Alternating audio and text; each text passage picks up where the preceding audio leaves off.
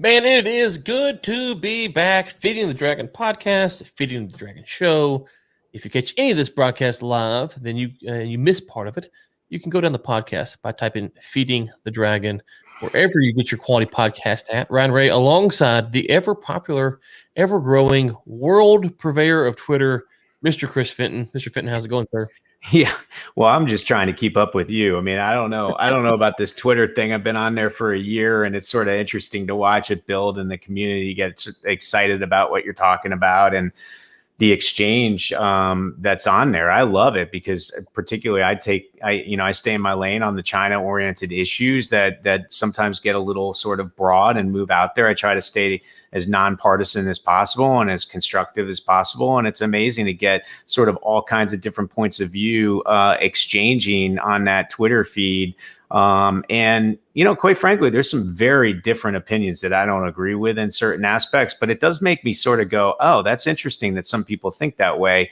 Let me try to put that into my calculus of how I'm looking at it to make sure that I'm engaging as many people on this very important topic. Yeah. Okay, so there are a handful of things we haven't got to speak about. And just for the listeners' benefit, I am on vacation next week, so we'll be back hopefully the week of the 21st, but this will be our last podcast for almost 2 weeks here before we get back at it. Well, give us an update real quick, Chris, on the John Cena thing, because it's actually had some legs to it. It's a story that I thought might blow up and go away, but if I get on social media, I'm likely to see someone talking about that still. And will this go away, or is it still going to be out there for a while?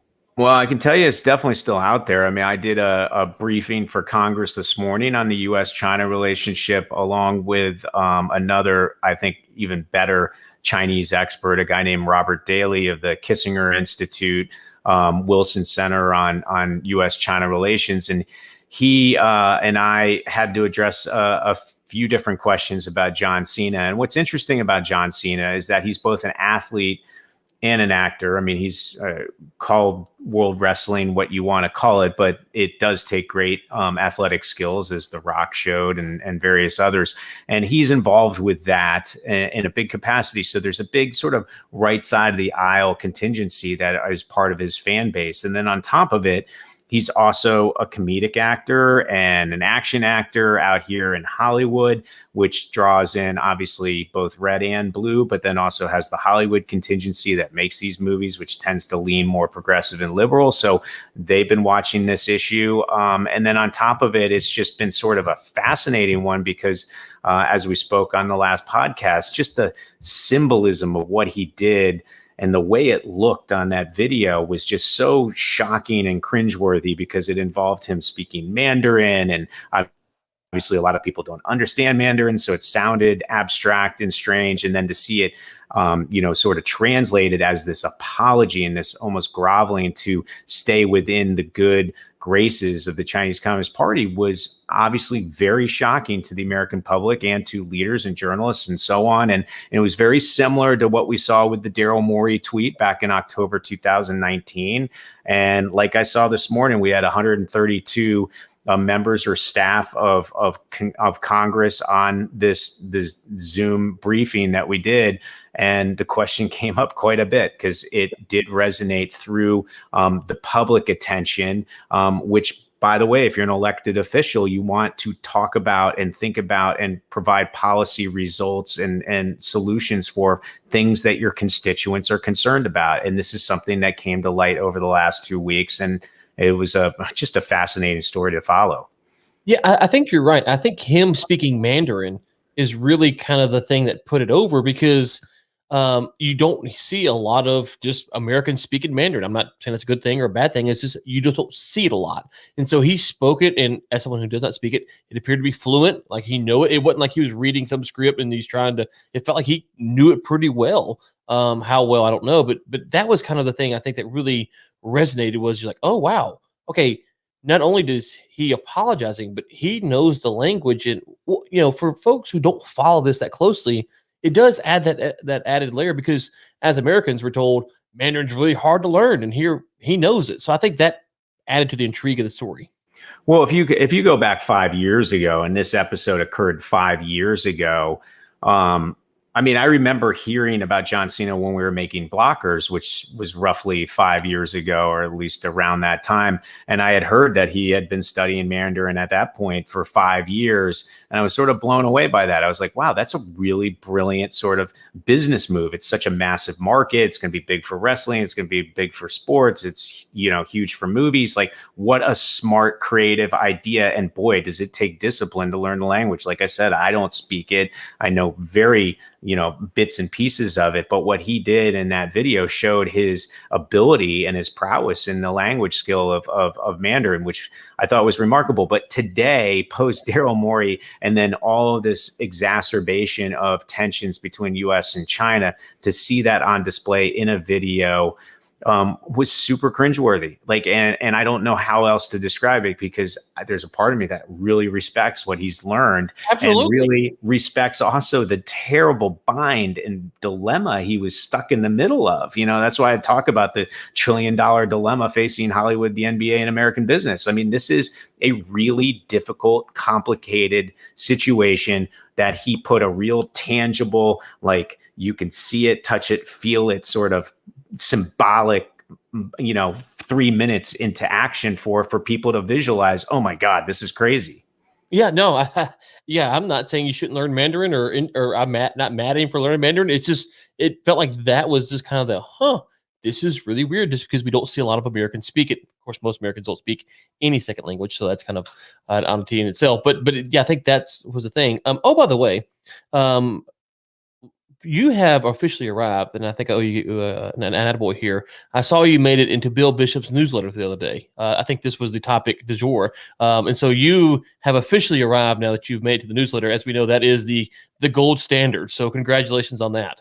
Yeah, well, thank you. Yeah, I was pretty. He's mentioned me a couple times before in the newsletter, but this was the first time he gave like a nice recommendation of my book, which I thought was awesome. So of course I reached out to him and thanked him and told how honored and humbled I was. And then what's even crazier is that on Friday, I got the official invitation to become a member of the National Committee on U.S.-China Relations, which is very good. A real honor in the expert and diplomatic circles. It's mainly C-suite executives of Fortune 500 companies and diplomats and the people from the think tank and world of academia, and then also journalists. But I didn't expect that. I thought it was a really cool honor, and I'm going to accept, and I'm going to stay the course in regards to my position, my point of view on the U.S.-China dynamic. I know there's a lot of people that are part of the National Committee on U.S.-China Relations that are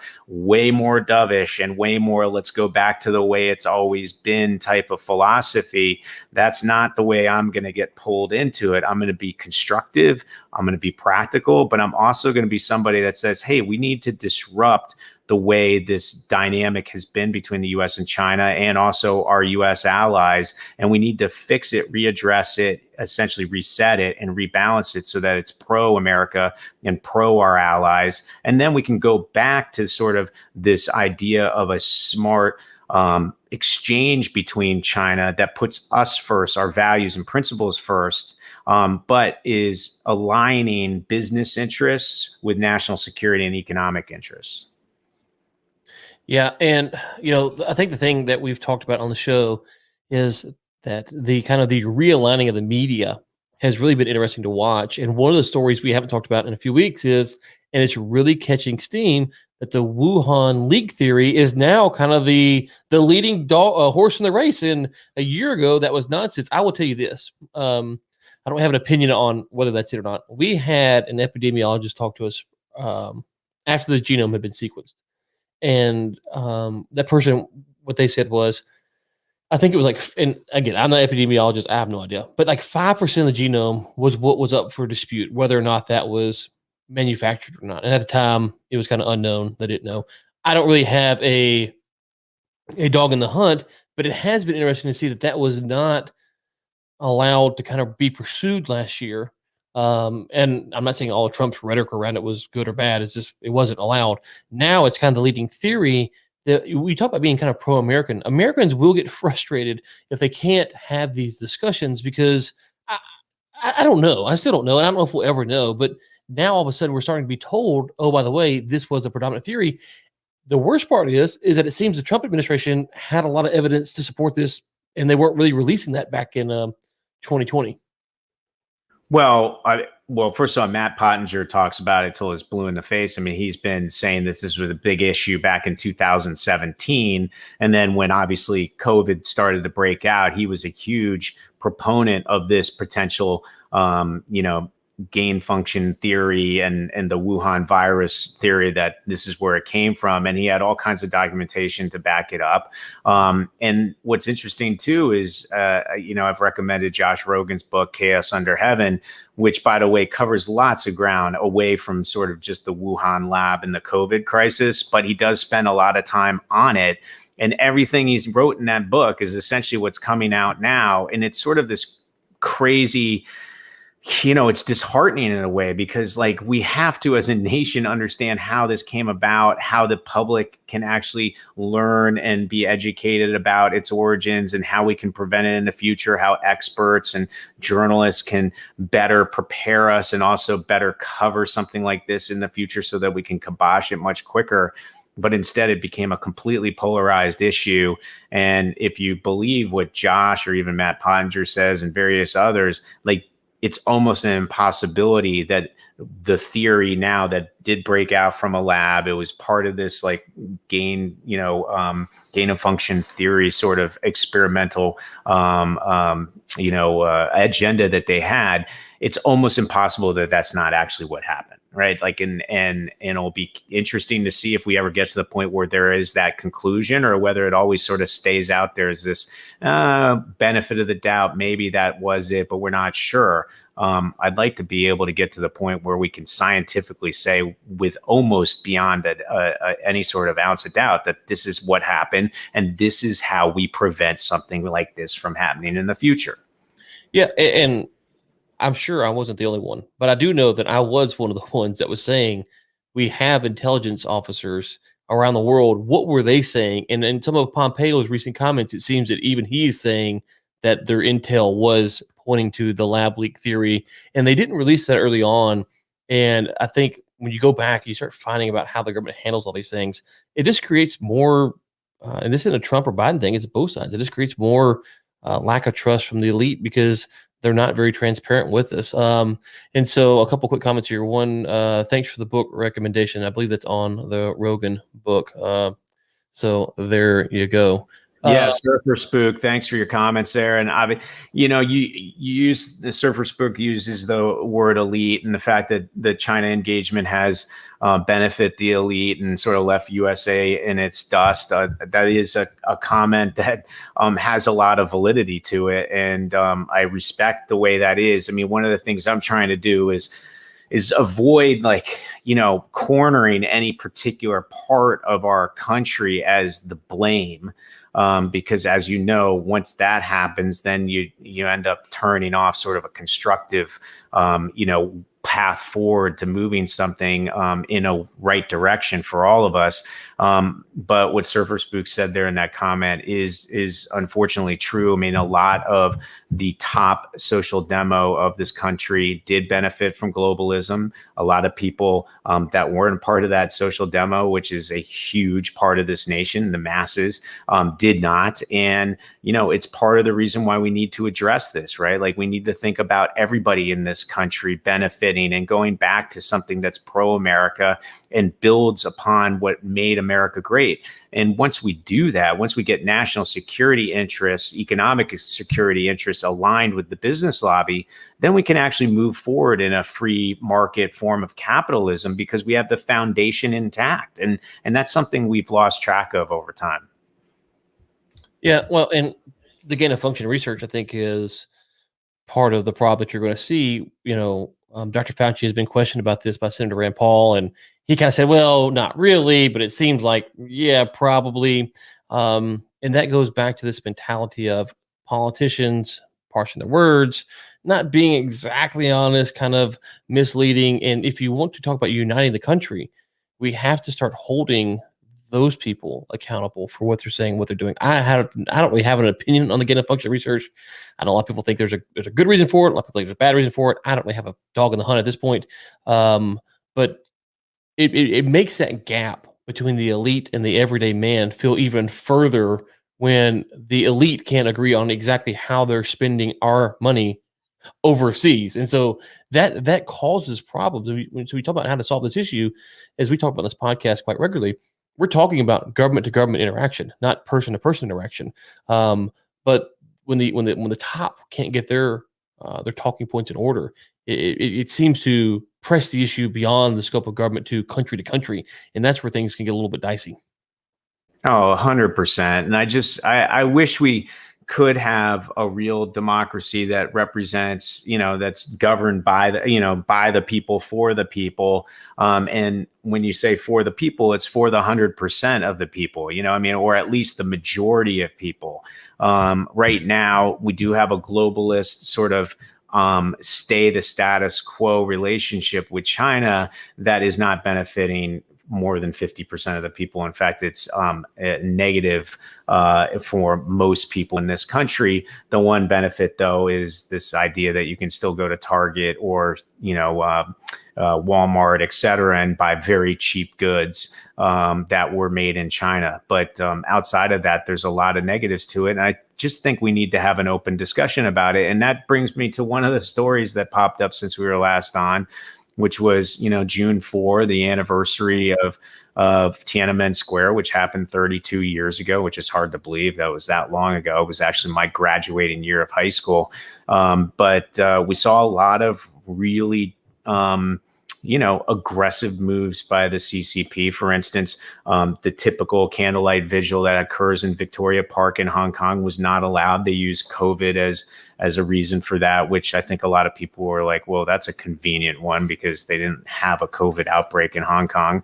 But another one that involved one of our giants of industry here in the United States of America was Microsoft and Bing, and the fact that Tank Man, the famous photo of the man standing in front of that line of tanks,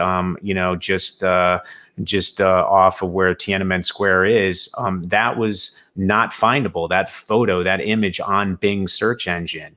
And the Microsoft response to that was that, there was some sort of human error. And it's crazy to me that can be an explanation, knowing June 4 it happened. Like, the coincidence is just so crazy, right? That we're in that state where something honest can't be said as a corporate response through the PR network that is their comms department.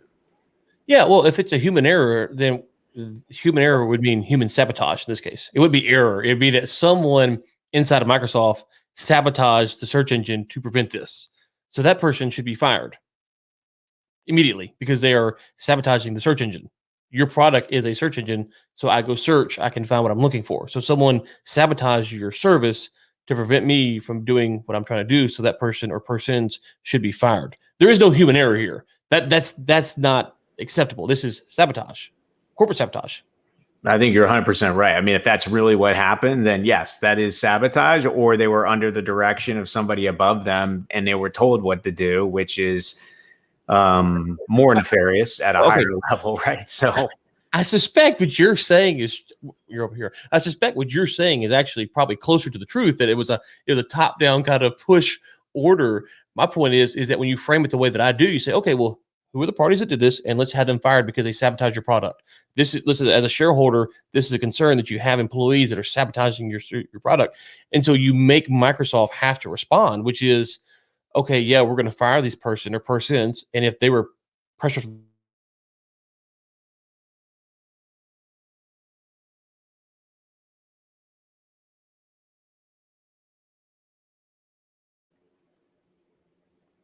I don't know if is that my email or yours that just went out. I might still be on here. So Periscope, we got a lot of other stuff to talk about too. I mean, for instance, we did get through the Tiananmen Square situation with, the June 4 anniversary being relatively shut down when it comes to any sort of publicity of it or any sort of formal protest from it.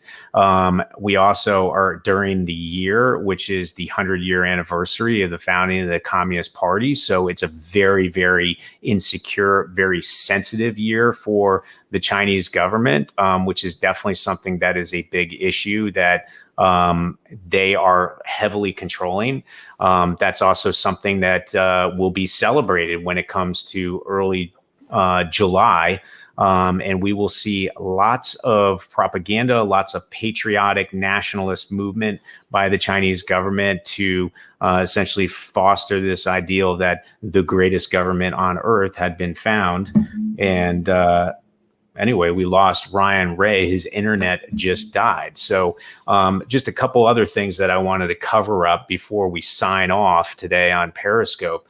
But also what's interesting is that in the Hollywood business, we talked about John Cena.